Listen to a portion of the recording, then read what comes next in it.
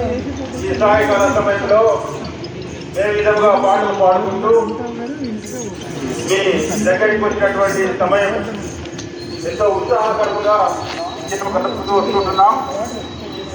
మరి ముఖ్యంగా ఈ క్రిస్మస్ సీజన్లో ప్రభు అయిన యేసు క్రీస్తు ఈ లోకంలో జన్మించాడు. ఎందుకొరకు అంటే మానవుడు, ఆది మానవుడు దేవుని మాట వినక పాపములో పడి మార్గంలో మరిచిపోయి తప్పిదములో జీవించినటువంటి మానవుని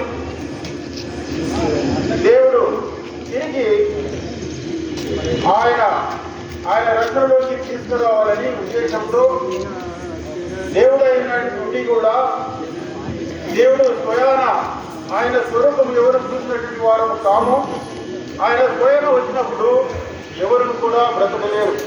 కాబట్టి ఆయన మానవరీతిగా కన్యకైనటువంటి మరియమ్మ గర్భంలో ఈ లోకంలో ఉద్భవించినారు.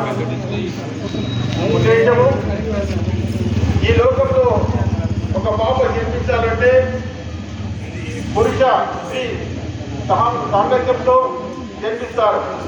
కానీ యేసు క్రీస్తు ఈ లోకంలో కన్యక గర్భంలో జన్మించాడు.